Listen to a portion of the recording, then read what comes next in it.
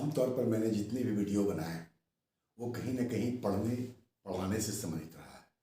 लेकिन आज ये मेरा वीडियो बिल्कुल अलग है। यहाँ पर कोई पढ़ाई की बात नहीं कर रहे हैं, क्योंकि विद्यार्थियों में झारखंड सचिवालय के परीक्षा के बाद और उसके बाद जो कुछ भी हुआ है, उस घटना को लेकर के विद्यार्थियों के मन में जो कुछ भी चल रहा होगा उसका भली भांति एहसास मुझे भी है।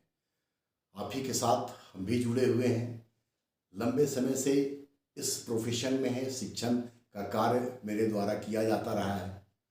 अभी समझ में ये नहीं आ रहा कि आपसे हम कहें तो क्या कहें।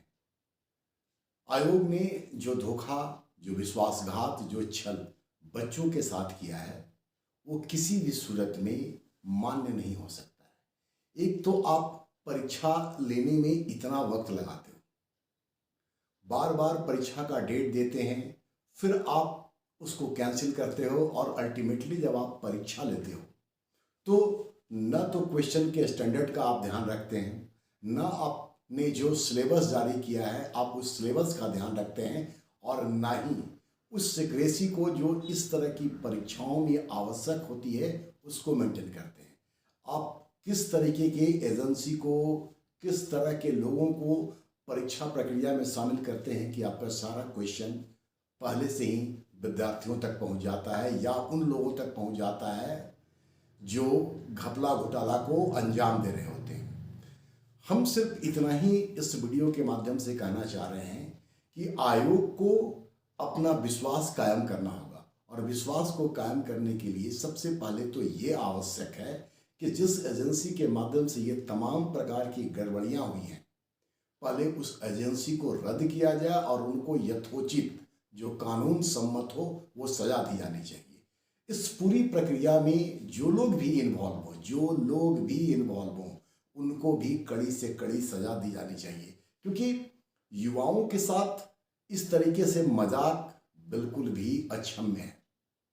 जिस तरीके से परीक्षार्थी रात दिन एक करके दूर दराज के क्षेत्रों से आ करके और किसी तरीके से पढ़ाई करते हैं, और इस तरह का जब स्थिति उत्पन्न होता है तो उन विद्यार्थियों पर क्या गुजरती होगी जिसके माँ बाप बड़ी मुश्किल से उनको पढ़ने के लिए तैयार करते हैं, उनके लिए खर्च अपना वहन करते हैं, कितनी मुश्किलें झेलते हैं।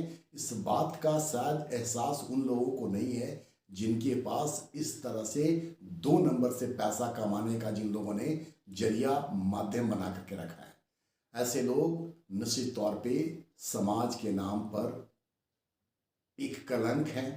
इन लोगों को कठोर से कठोर सजा दी जानी चाहिए, और आयोग को चाहिए कि उस एजेंसी को तत्काल रद्द करे और किसी ऐसी एजेंसी को ये काम सौंपे जिसका कि दामन पाक साफ हो, जिस पर विश्वास किया जा सके।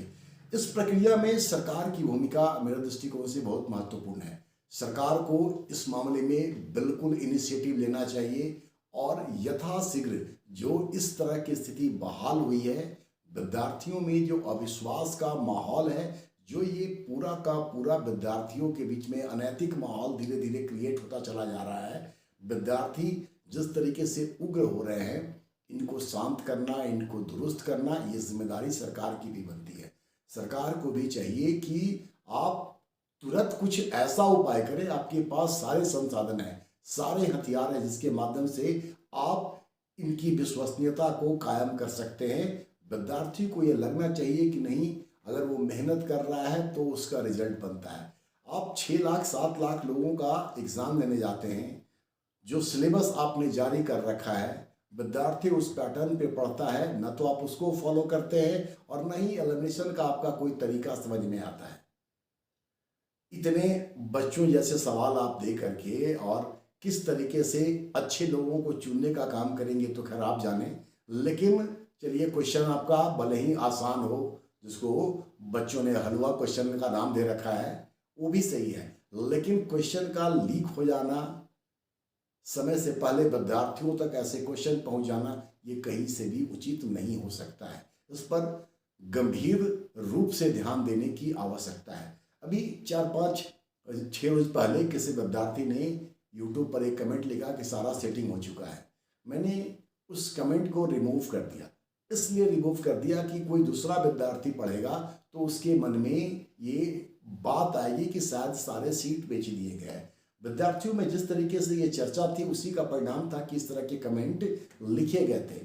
तो बहुत जरूरी है कि विद्यार्थी मन से पढ़े, उसको ये विश्वास होना चाहिए कि जो वो मेहनत कर रहा है उसका सही परिणाम मिलेगा। ये फायदा उनको नहीं मिलेगा जिनके पास पौवा है, पैरवी है, पैसा है, बल्कि जो जेन्युइन विद्यार्थी है उस पर सरकार को ध्यान देने की आवश्यकता है।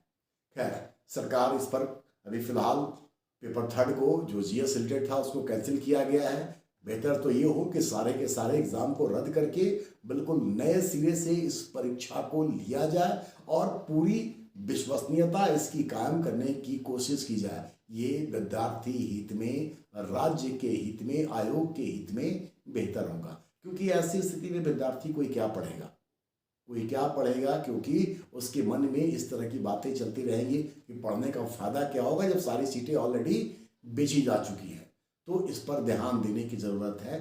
हम भी, जो लोग भी देख रहे हैं, उनके माध्यम से अगर ये बात पहुंचती है तो प्लीज़ उस पर ध्यान दीजिए। विद्यार्थियों के जीवन से इस तरीके से खिलवाड़ किसी भी रूप में क्षम्य नहीं हो सकता है। खैर, जो विद्यार्थी हैं वो निराश ना हो। हम यही कहेंगे एक टीचर होने के नाते कि कोई भी ऐसी रात नहीं है जिसकी सुबह नहीं होती है। इस निराशा के वातावरण से भी आपके लिए आशा का कोई ना कोई किरण जरूर आएगा। आपने जो ईमानदारी से पढ़ा है वो निश्चित तौर पर आपका काम आने जा रहा है। आज नहीं तो कल जरूर आएगा।